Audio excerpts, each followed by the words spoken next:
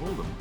Right. All right. Let's talk about this new ISIS video. So it features the Paris attackers out in a desert talking about attacking France, although not specific in the actual targets that they hit. It also features news coverage of the attack, sort of a montage of everyone.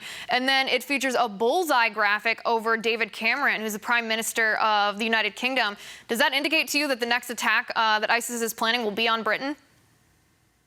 Well, Britain has been a target. In fact, it's secondary only to the United States amongst the ISIL as far as their objectives, as far as attacks. Certainly, Cameron, by joining in and putting the British forces in the process, realizes that he himself can become a target.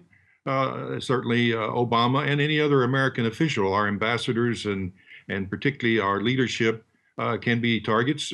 But on the other hand, ISIL is going to try and take targets that are available to it, just as they did in Paris. They weren't too concerned about the type of targets as they were about the vulnerability of targets and what type of headlines they could get out of those attacks. So what's the point of them releasing this video now? Is it meant to distract from Secretary Carter's new plan, or is it meant to instill fear or recruitment? What's the point? To maintain their recruiting process, they have to maintain themselves as the leading cutting edge of this jihadi movement. And in order to do that, they don't have the wherewithal to carry out a terrorist attack every day. So when they can't carry out an attack, or it won't be one of significance, then they come out with propaganda, and that propaganda is intended to continue the recruitment that they have of the young people in particular that will join their movement. Is this video or the new target on Britain, is that going to change Secretary Carter's plans at all, or is he just going to proceed forward with what he proposed?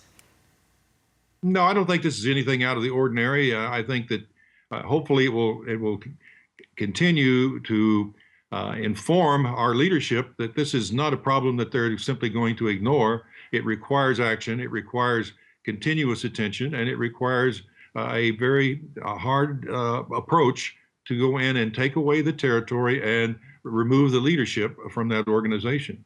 All right, what's that going to take? You mentioned before that the two main targets are Mosul, Iraq, and then Raqqa, Syria. What will it take to make sure that ISIS does not have home bases or strongholds in either of those? Well, first we have to come in and coordinate an approach that allows us to put the strength of whatever elements we have into a unified attack. We have to obviously provide not only air attacks, and we also have to do reconnaissance, and we have to do target selection, and we have to provide support elements that are going to be able to move these forces forward, control them, coordinate them, and not allow them just to be a bunch of ragtag adventurers out there trying to hold ground.